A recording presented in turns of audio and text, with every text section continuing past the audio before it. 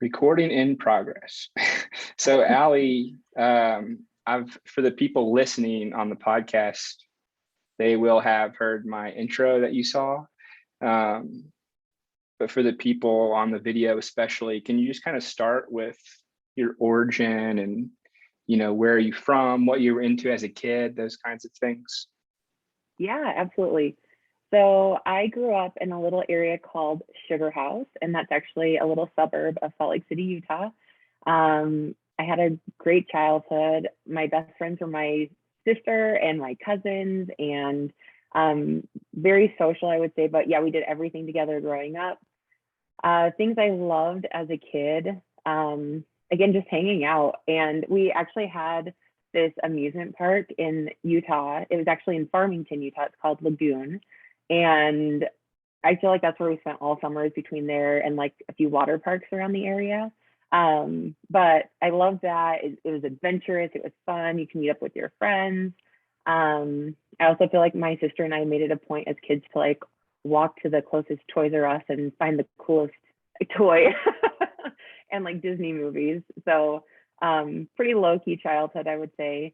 And then going into high school, I played volleyball in high school and then did a club round. So full 4 years, freshman to senior year of high school, and loved doing that. So Awesome. Utah is really pretty. I've been to Salt Lake City once, and I remember and to that point, I'd really only been to Colorado when it comes to like mountains. And I was like, man, we're like the mountains are right here. Whereas when you fly into Denver, it can be a little underwhelming, like honestly, like where the mountains. It's really pretty. yeah, and I think that's a reason why I moved to Denver, is because it's very similar to Utah. I didn't realize how spoiled I was with the mountains being so close. I wish I could say I'm a better skier, but we could go up to ski within like 30 minutes from where I grew up, versus like, as you know, the traffic here is a few hours. So Yeah, I'm embarrassed to say I think we skied more times when we lived in Indiana than we now when we live here. It's kind of surprising, but yeah, we've just been trapped in traffic too many times. So it takes a special circumstance to go. So that's a good point. What's Allie and family doing outside of work? So for me, currently, I'm being a mom outside of work, as you know, with a little one too. I have two little girls. One is 5 and one is 2.5. So they keep us very busy, and we are very active with them. Actually, my oldest, Abby, she just started kindergarten a few weeks ago, and she is a little social butterfly herself, and told me on our walk to school, I was born ready for this. Oh my gosh. Yeah. Other than that, we love doing a lot of house renovations. My husband is very big on making our backyard the best backyard in Colorado, I feel like. And then I also got a Peloton about a year ago, and I feel like that's been really fun. So yeah, I'm also a part of the Peloton gang. It's like, so my in-laws are really big into it too. It's like we probably have like 10 to 12 people in the family who are constantly on there. Every time I get on the bike, which isn't as often, someone is online. So I'll have to look you up, Allie. Yes. That's awesome. And what a coincidence. We actually have the worst backyard in Colorado. It's just dirt. So maybe we could hire your husband sometime to come out. Yeah. Or you'll have to bring Annie over and she can run around once she starts walking. Yeah, that'll work. Yeah. That'll work. I was hoping we could talk about your current role first, actually. Yeah. I think I know what the role itself entails, generally speaking, but I have to be honest, I was a little confused about Engage. I don't think I'm smart enough to understand what it is you all do just from reading your website. So could you talk about Engage first and then what you do there? Yeah, of course. So Engage It is mainly focused currently for oil and gas companies. It's a field management system, basically taking the paper tickets out and making them digital, or digitizing the process, if you will. I would say their bread and butter right now is for water hauling. So again, that's just for the oil and gas businesses or industry. When they're hauling the waters from the wells to the disposals, just kind of tracking that, because again, it was very paper oriented from what I've been told. Again, this is a new industry for me, so sometimes I ask probably too many questions from my team. And sometimes it's very overwhelming when you have such a large industry with so many different dynamics there. And yeah, but again, it is focused currently for oil and gas, but I definitely see the company growing into other industries as well. And that's based here in Denver, is that right? It is based in Denver. The headquarters or the office is in Lohi. So if you're familiar with Little Man Ice Cream or L5, it's right in that area. Cool. Well, that's a cool area. And It's a then great customer area. success manager, we have, that's kind of half of the community, and the job board is customer success. So it would be really cool to hear kind of like what your role is there. Yeah, so for the customer success manager, it's really owning, I would say, the success of our clients, making sure they're adopting, expanding, and really loving the product. My favorite part is really being that voice for the client and really advocating for them.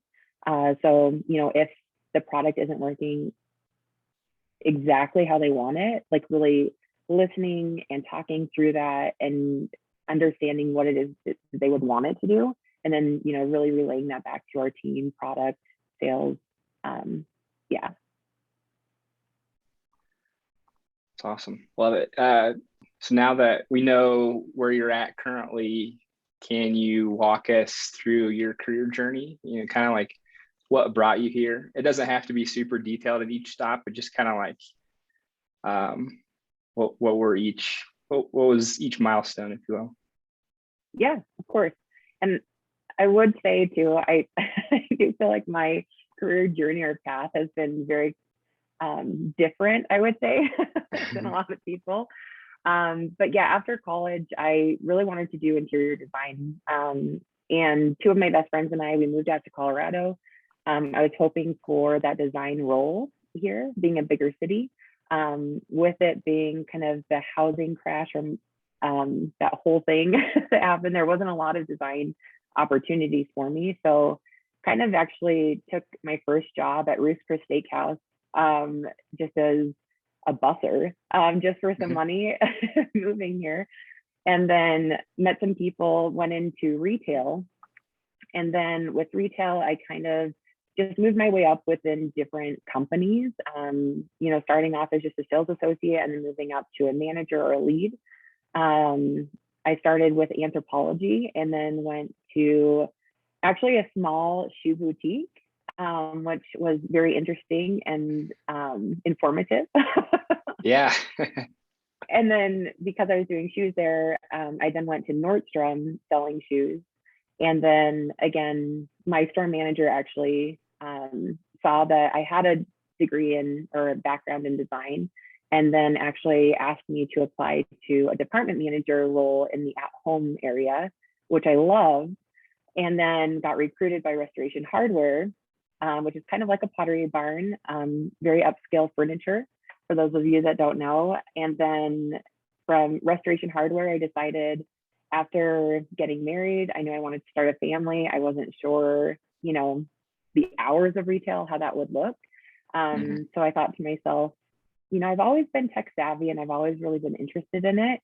So why not maybe try customer support, since I'm kind of supporting clients, in these retail environments. So I definitely took a pay cut and a step back on my trajectory with retail management. And that's where I started at Zen Planner, which was my first tech company. And that's where I met you.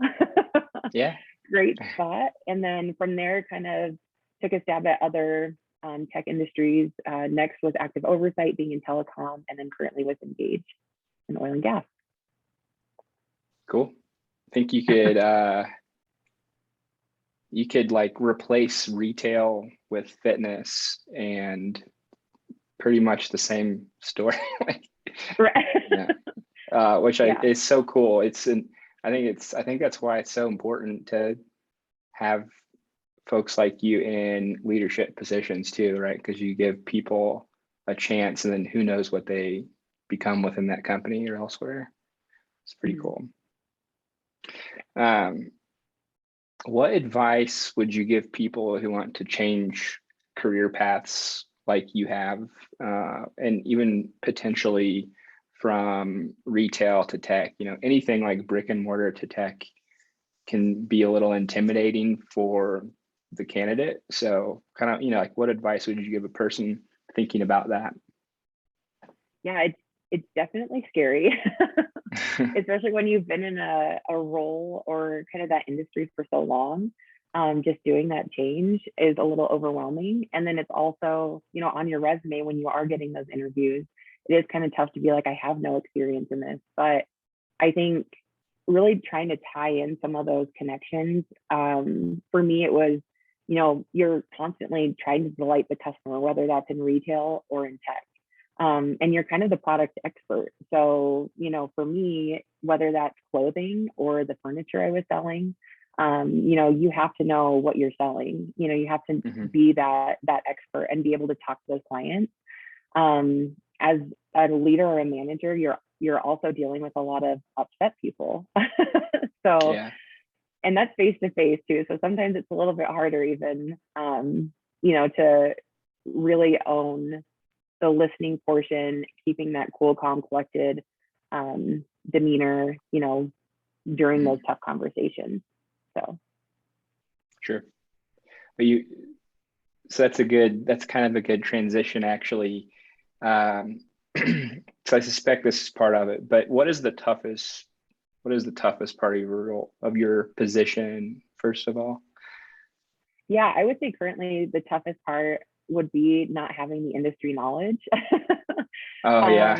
Yeah, the confidence piece for me is not, again, being that expert, or at least knowing. I feel like I just want to know more about it to be able to speak a little bit better to our clients about it. But again, everyone has been so understanding, and I think just being open and honest about those conversations with your clients too, again, create that dynamic. And I think that they appreciate that. You're not saying you know something when you don't, but you're also asking for advice of, walk me through that, and why is that a headache for you, and how can we resolve it on our end? So I would say that's the toughest part, is definitely like, I just wish I knew more about my current industry. So for sure, that's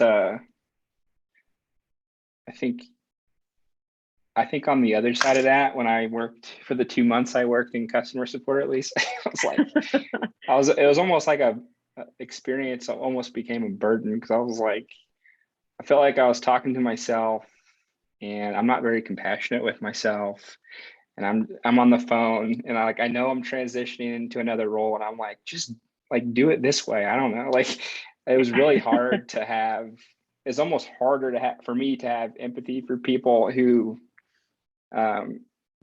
were like me, I think, because I had experience. It was really strange. So I'm glad I didn't say that in my interview though. Yeah. But it worked out. It was a really good, I think everyone, to the extent as possible, should join a company that way, even if it's like a week. Yeah. Because you really do over time develop an understanding of the product, but more importantly, like empathy for the customers. Absolutely. And I agree. Like, I think even for like clients that are listening, or, like, it's always good to know that people need to start somewhere, and, try to be nice to those people that showed up. If they're willing to learn. Yes. So yeah. And they'll get you the answer. That's what I always tell people. If I don't know it, I promise you, I have a team of, very knowledgeable people, and I know I can get it for you. And then we can start again from there. Yeah. So you were that person at Zen Planner. You're Yes. like, can I put you on hold really quickly? Oh, Allie? yeah. So oh, like I was the person that you would ask. you were that person. Yeah. Yes. That's so on the flip side of that, in any customer success role, so just generally speaking, what's the most rewarding part of that field? I would say, especially being in kind of these smaller tech companies, I think it's the wins of the team as a whole. Because there are those hiccups, there will be those opportunities, those challenges where you might not have processes in place, or the client might be upset because you didn't get something to them quick enough, or you're not able to do something with a product that they really wanted. But I think as a team, when you succeed and you see that big win in the end goal, whether that's long term or short term, I think honestly, those are like my biggest wins. And that's what I get most excited about, is really kind of seeing that start to finish game and really seeing, the team dynamic throughout it. Awesome. Love that. And so the last question I ask everyone is one that I think you know, and I mentioned that Gabe, early guest, you were actually the person in his answer. But anyways, so what sweet. is it? You guys are so sweet. I mean, you're the one doing the nice stuff, What is the kindest thing someone has done for you at work or work related? So it could be coworker, it could be a boss, just, anything, anyone who gave you an opportunity that meant a lot. Yeah. And I feel very fortunate because I feel like this is a tough question for me because I've had so many really great experiences and opportunities from so many different people. But one that's always stood out to me and will always stand out to me is at Nordstrom, actually. I had a manager, her name was Erin Bolton, and I'm actually very close friends with her still. And I just think so highly of her. But when I was selling shoes, she was my department manager at the time, and a family emergency came up, where I left Colorado and moved back to Utah for 3 months. And at that time, it was just really hard. I was getting into the swing of things at Nordstrom, really getting into the groove. And she was so empathetic and so understanding. And she was like, whenever you're ready to come back, we can't hold your position because I think they can only hold a position up to like 2 months. And she's like, unfortunately, we can't hold it, but I will do everything in my power to get you back on this team or somewhere in the company. And when I moved back 3 months later, she was constantly following up with me too, even during that time frame where I was back in Utah. Like, how is everything going? How are you doing? When are you coming back? I think that was the key piece too. It wasn't even just like the work aspect. I think she really cared about how I was doing. That really touched me. And I feel like that's kind of also, when those moments happen, I always take those and remember them and then want to give that back because, I had that experience. So, yeah. It's awesome. It's my favorite question. I can't wait to look back 1,000 episodes later and just document all of them. Yeah. Allie, that is all I had, and I think we're approaching time. So I can't thank you enough for your time on a Friday, and I know you're busy, and just really appreciate not just your time today, but obviously everything you've done for me in my career. So thank you. Thank you, Jimmy. This was a pleasure, and it was good seeing you and getting to chat and following up. And I'm glad you're doing so well. Absolutely. Have a great weekend, and this will be launched very soon. So thank you. Thank you. Have a good weekend too. All right. See you, Allie. Bye.